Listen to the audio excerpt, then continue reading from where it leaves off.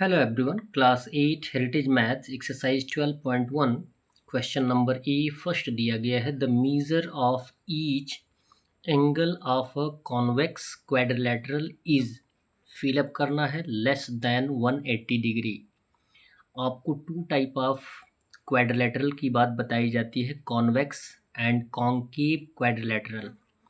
Concave quadrilateral में कोई न कोई एंगल 180 से ज़्यादा हो सकता है, लेकिन कॉन्वेक्स क्वाड्रिलेटरल में कोई भी एंगल 180 से ज़्यादा का नहीं होता है, यानी कम का होता है। तो यहाँ पे हमने फिलअप किया है लेस। सेकंड क्वेश्चन दिया गया है none of three vertices of a quadrilateral are collinear. कहने का मीन्स ये है कि यदि आप एक क्वाड्रिलेटरल ड्रॉ करते हैं तो उसमें 4 वर्टिसेस होते हैं। 4 वर्टिसेस में 2 तो कॉलिनियर हो सकते हैं, एक लाइन पे आ सकते हैं, लेकिन तीसरा एक ही लाइन पर नहीं आ सकता है।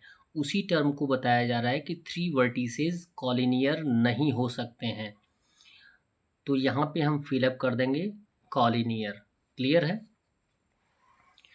थर्ड क्वेश्चन दिया गया है in a quadrilateral P Q R S. कोई एक क्वाड्रिलेटरल मान लीजिए कि एक है पी क्यू आर एस, एक क्वाड्रिलेटरल है, उसमें एक एंगल दिया गया 65 डिग्री, दूसरा दिया गया 90 डिग्री, तीसरा दिया गया 150 डिग्री। तो एंगल 4 का वैल्यू आपको फाइंड आउट करना है। तो प्रॉपर्टी आपको बताई गई है कि किसी भी क्वाड्रिलेटरल के सभी एंगल्स का योग, सभी मतलब 4 एंगल्स होते हैं, 4 एंगल्स का योग कितना आता है 360 डिग्री आता है। और जबकि 3 एंगल्स का वैल्यू दिया गया है तो हम क्या करेंगे, टोटल में से 3 एंगल्स के वैल्यूज़ को ऐड करके टोटल में से माइनस कर देंगे, तो फोर्थ का वैल्यू फाइंड आउट हो जाएगा। तो 360 minus in bracket 65 plus 90 plus 150 दिया गया है। 65 90 प्लस 150 ऐड करेंगे तो आंसर आएगा 305। तो 360 माइनस 305 आंसर आ जाएगा 55 degree. It means fourth angle का वैल्यू जो होगा वो होगा 55 डिग्री।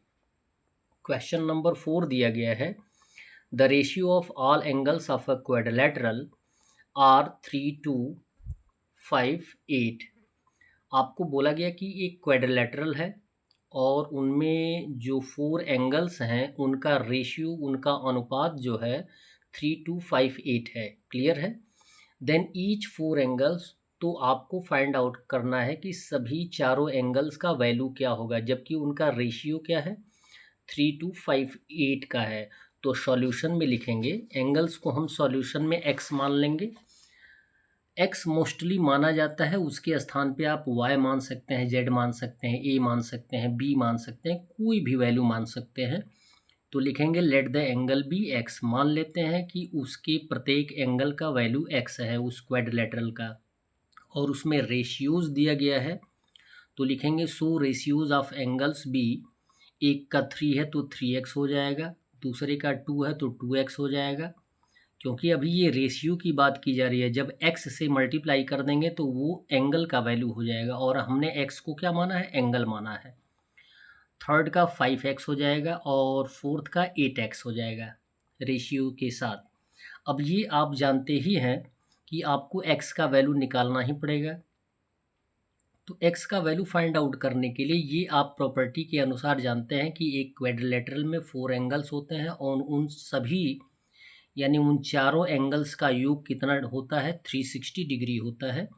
तो जितना भी एंगल हमने फाइंड आउट किया है उसको हम ऐड कर देंगे, 3x plus 2x plus 5x plus 8x add कर देंगे, इक्वल लिख देंगे 360 डिग्री। क्लियर है।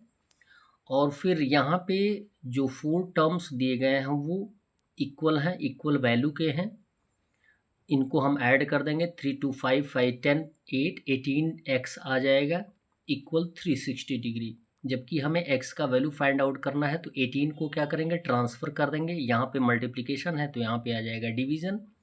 x इक्वल हो जाएगा 360/18, 18 से डिवाइड कर देंगे 360 में, तो 18 2 जा 36 यानी 20 डिग्री आ जाएगा x का वैल्यू। अब हम सभी एंगल्स का योग find out, value find out कर सकते हैं।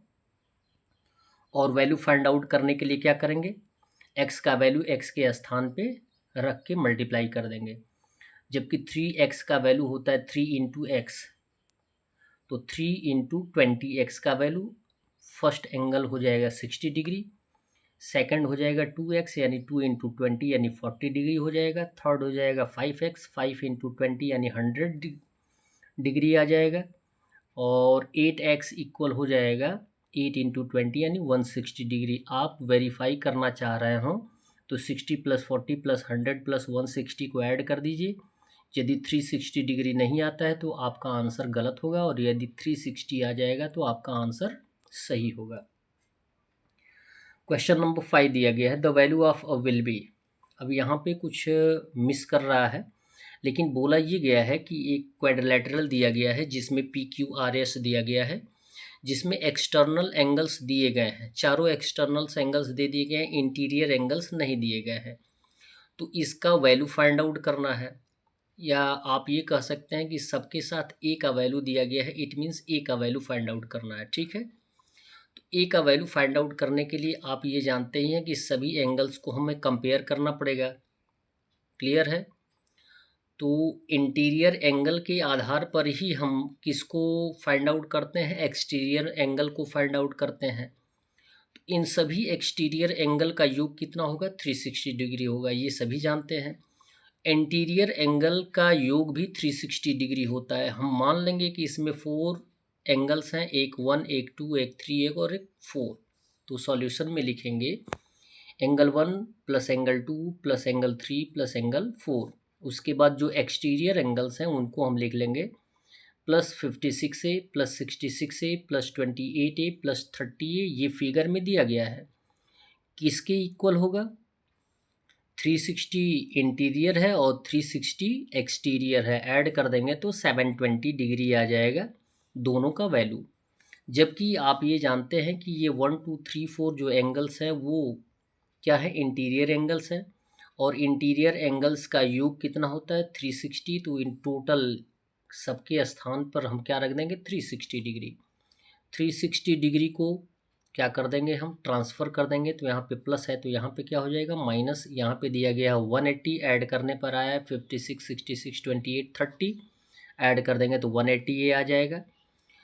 360 को ट्रांसफ़र कर देंगे, माइनस हो जाएगा, तो यहाँ पे 180A इक्वल हो जाएगा 720 ऑलरेडी है, माइनस 360 माइनस कर देंगे तो 360 आ जाएगा। क्लियर? अब हमें ए का वैल्यू फाइंड आउट करना है, तो 180 को ट्रांसफ़र कर देंगे, यहाँ एज ए मल्टीप्लिकेशन है तो यहाँ क्या हो जाएगा, एज ए डिवीज़न। क्लियर है? और एज ए डिवीज़न होगा तो 0 से 0 रेड्यूस कर देंगे, 18 1 जा 18, 18 2 जा 36, यानी ए का वैल्यू कितना आ जाएगा, 2 डिग्री आ जाएगा। अब 2 डिग्री के आधार पर आप एक्सटर्नल एंगल्स का वैल्यू फाइंड आउट कर सकते हैं। फिलहाल आपको केवल ए का वैल्यू फाइंड आउट करने के लिए बोला गया है, तो ए का वैल्यू कितना आ जाएगा, 2 डिग्री आ जाएगा। That's all. वीडियो को लाइक करें और चैनल को सब्सक्राइब करें, और साथ में आप अन्य लोगों को भी बताते चलें कि आपके इस चैनल पे APC books ML Agarwal class 6 7 8 का भी सॉल्यूशन मिलेगा। धन्यवाद।